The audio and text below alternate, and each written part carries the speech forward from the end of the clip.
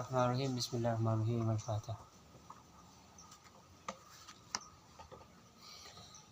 Kalam. Kalamu Rabbina bila harfin wala sautin wala nahwihi ma qadin jala. Kalamu Rabbina, bahwa firman Tuhan kita bila harfin itu tidak berupa huruf, wala sautin dan tidak berupa suara, wala nahwihi ma dan tidak berupa selain huruf dan suara. Qadin jala itu jelas. Tidak berupa huruf dan tidak berupa suara atau selainnya. Nah, sifat yang wajib bagi Allah, yang nomor 13 adalah sifat kalam. Artinya Allah berkata, berbicara, dan pembicaraan atau perkataan atau firman Allah itu tidak berupa huruf, tidak berupa suara, dan lain-lain. Tidak berawal dan tidak berakhir. Sifat Allah. Jadi Allah ini mempunyai sifat berbicara. Jadi Allah berbicara, tidak tuli. Tidak bersuara Tapi tidak bersuara. Kalau ada contoh pembicaraan tidak bersuara. Misal, kalau yang tidak bersuara, ya ini bukan membanding-bandingkan. Biar mudah paham aja. Yang tidak bersuara misalnya apa? Semapur. Suara hati ya, bisa. Kalau semapur kalau dalam pramuka ya. Semapur. Kalau yang tidak berhuruf misalnya kayak murse itu kan ya. Iya. Tapi dia kan cuma garis-garis doang. Tapi firman Allah, perkataan Allah tidak seperti itu. Jadi ketika Allah berfirman kepada Nabi Muhammad, memang tidak ada orang yang faham. Cuma Nabi Muhammad doang yang mengerti. Terus kalau pas jadi ayat Qur'annya itu bagaimana? Nah, Nabi Muhammad yang menyampaikan. Jadi itu memang bahasanya Allah yang memilihkan bahasa itu.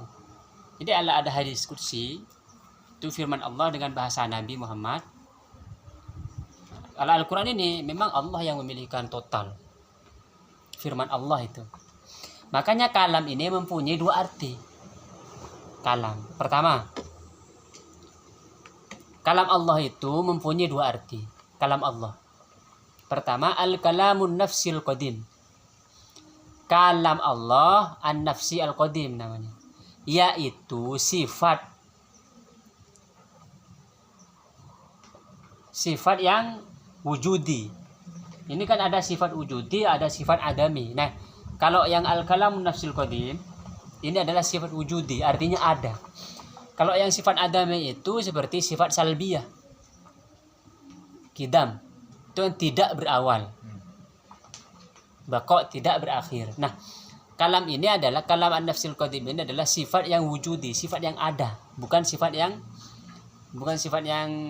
seperti salbah itu, bukan sifat yang negatif, tapi afirmatif, mengafirmasi ada. Dan azali artinya dia tidak berzaman, karena Allah memang tidak membutuhkan zaman. Dan ada pada diri Allah itu, ada pada Allah kalamnya itu, dan menunjuk kepada seluruh hal yang tidak berhubungan dengan huruf, suara, depan, belakang, separuh, diam, dan lain-lain. Itu kalamun nafsil qadim. Jadi kalam Allah yang ada pada Allah, yang azali, tidak berzaman. Ini memang kita untuk memahaminya harus dikit-dikit.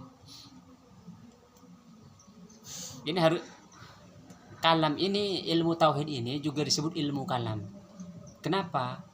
Karena pembahasan kalam ini menimbulkan perdebatan sangat panjang. Ini juga disebut ilmu kalam.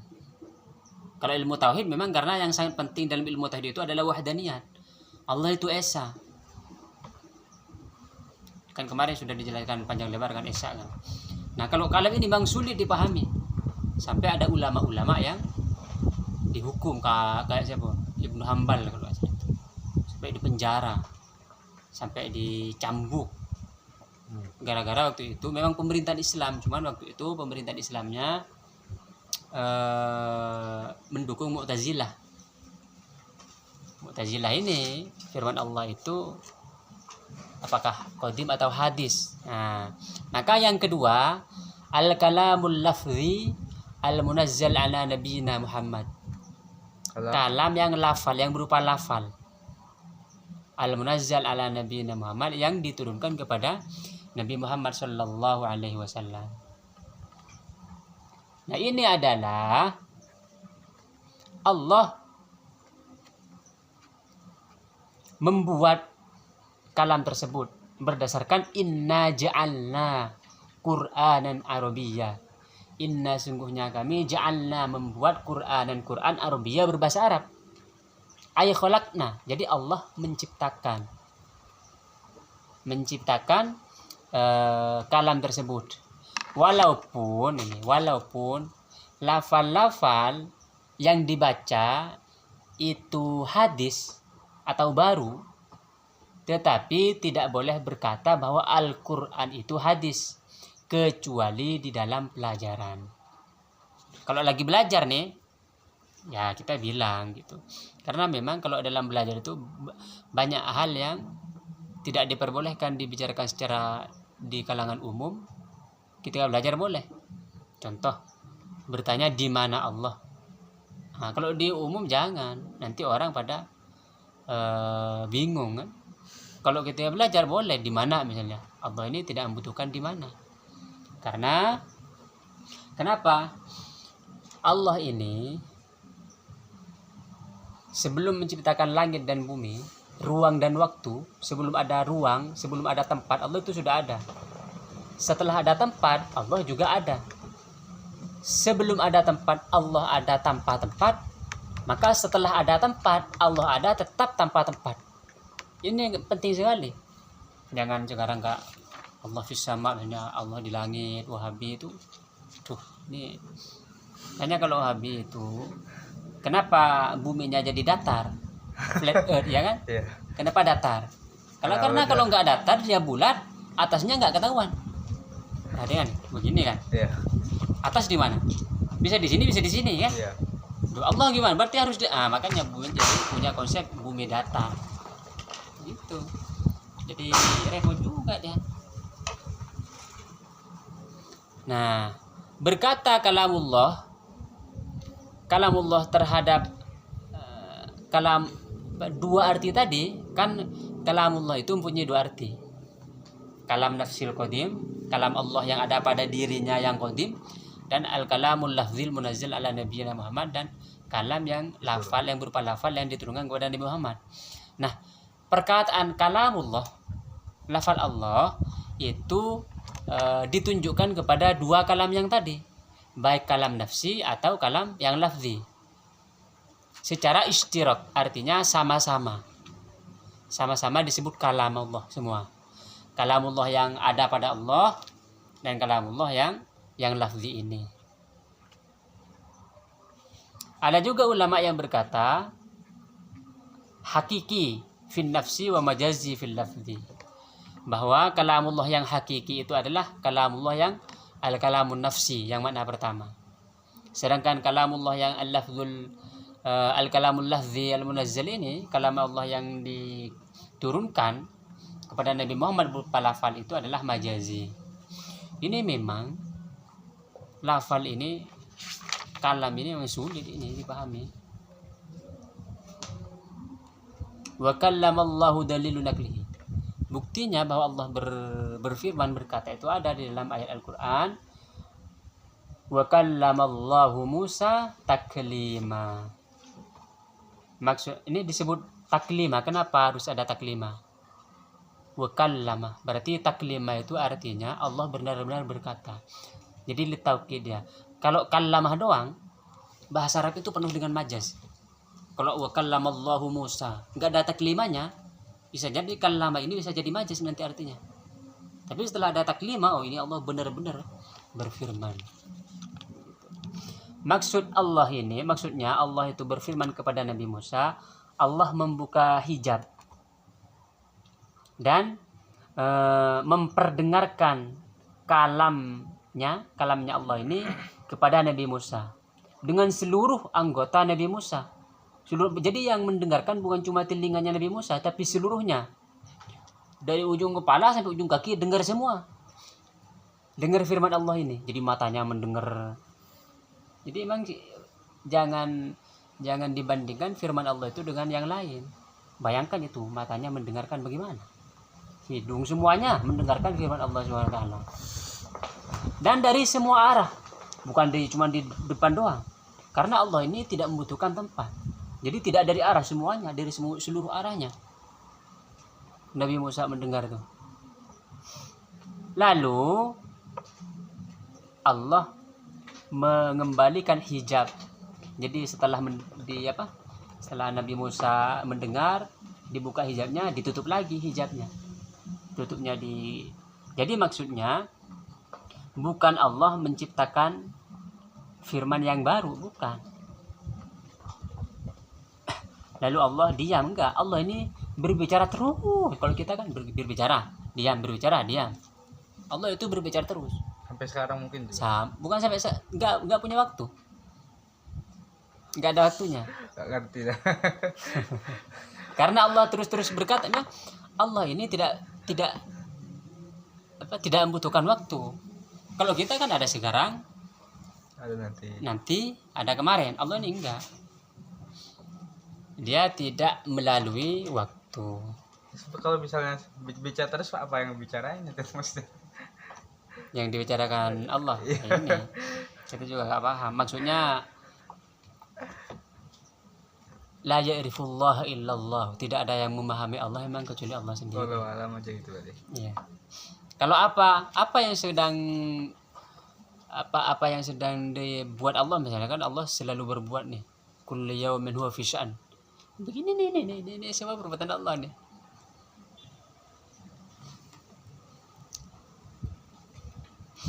Karena waktu itu malaikat Jibril yang ada di samping Nabi Musa itu tidak mendengar firman Allah.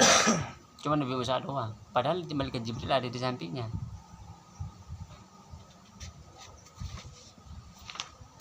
Summa ta'alluquhu mithlu ilmihi, lalu ta'alluq sifat kalam ini sama dengan ta'alluq sifat ilmu, yaitu ta'alluq kepada sifat yang wajib, muhal dan yang jaiz. Illa dilalata wal inkishafa. Bedanya ta'alluq sifat kalam dan sifat ilmu. Sifat kalam ini berta'alluq kepada wajibat, mustahil dan jaizat, diberi nama ta'alluq dilalah. Sedangkan sifat ilmu berta'alluq kepada sifat wajibat, mustahil dan jaizat, diberi nama inkishaf. Ini nih. Sifat ilmu dan sifat kalam sama berta'alluq, berhubungan kayak kalau biar paham, kudrat, kuasa. Kudrat ini kudratnya Allah ini berhubungan dengan jaizat dan sesuatu yang boleh, bukan pada wajibat dan mustahilat. Sudah kemarin ya? Pak udah gak ngerti lagi? Maksudnya? Apa udah lupa? Agak lupa sih ya. Ya Allah ini maha kuasa kepada yang jaizat, bukan yang wajib dan bukan yang mustahil. Misal Allah maha kuasa, kalau bertanya apakah Allah kuasa buat Tuhan, itu mustahilat berarti. Nah, berarti dia mustahilat, nggak ada hubungannya. Sama dengan bertanya apakah mata ini bisa mendengar, nggak nyambung kan, karena mata ini hubungannya dengan melihat. Nah, kalau kudrat dengan jaizat, yang jaiz, bukan yang wajib, bukan yang mustahil. Nah, kalau kalam dan ilmu ini dengan wajibat, mustahilat, jaizat, berhubungan. Mustahilat juga berhubungan. Iya, berhubungan. Maksudnya Allah ini kalau yang ilmu mengetahui apa saja yang mustahil. Gitu. Baik, kalau kalam membicarakan apa saja yang mustahil juga. Iya. Bedanya kalau ilmu itu ta'alluqnya disebut inkishaf. Apa Inkishaf itu artinya terbuka, mengetahui ilmu. Kalau kalam ini dilalah, menunjukkan ada perintah, ada larangan, ada begitu. Ilmu berarti sifatnya inkishaf itu. Ta'alluqnya, ta'alluq inkishaf. Inkishaf Menjelas apa? Mengetahui. Iya, Terbuka ini siapa? terbuka. Ini Allah mengetahui semuanya.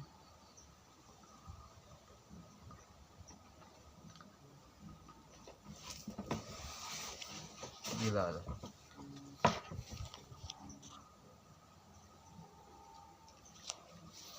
Wabil ma'ani, oh itu tunggu nih. Kudrat iradat bertakluk kepada mungkinan kan kayak tadi. Ilmu kalam bertakluk kepada wajib mustahil jaizat, sama basar bertakluk kepada maujudat, kepada yang ada. Kalau hayat tidak bertakluk. Wabil ma'ani samadzil awsafa, sifat-sifat yang disebut di depan mulai dari sifat kudrat sampai kalam, kudrat, iradat, ilmu, hayat, sama basar, kalam itu disebut dengan sifat ma'ani. Yang disebut sifat ma'ani adalah kullu sifatin mawjudatin qaimatin bimawjudin mujibatin lahu hukman. Semua sifat yang ada, kan sifat ada dua. Ada sifat wujudi, ada sifat adami. Yang wujudi kayak ini, sifat yang ada. Kalau adami yang kayak kidam, tidak berawal, bako tidak berakhir, kita mukhalafatul hadis tidak sama dengan yang baru, itu sifat yang adami. Artinya sifatnya tidak ada, kayak kamu tidak kurus, kan tidak ada di kamu, tidak kurusnya. Kamu gemuk kan. Semua sifat yang wujudi, yang ada,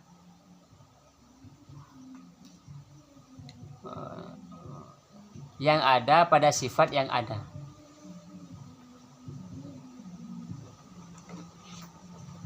Artinya ada pada sifat nafsiyah itu wujud, ada kan. Dan mewajibkan hukum, mewajibkan hubungan, ada ta'alluqnya kan.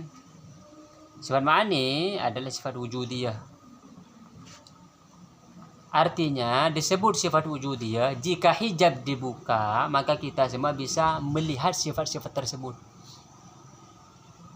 Sifat wujud kita bakok, jadi kita bisa melihat sifat itu. Berhenti nih kalau ini. Wajib sifat ma'ani kalau itu wajib dzati, yaitu wajibnya sifat ma'ani itu adalah wajib dzati, bukan mungkin li dzatihi. Bukan mungkin li dzati, Wajibnya sifat ma'ani? Ya. Wajib dzati, artinya dia wajib memang secara zatnya, secara sifatnya itu wajib. Bukan mungkin li dzatiha wajibah li ghairiha bisa babi tidha'i dzati laha. Bukan mungkin zat dan bukan wajib sebab yang dipastikan dari zat itu. Waalaikumsalam. Leki. Yang leki kalangker wala leki ka dalam. Yang ngecek lagi. Ngereng. Dimen.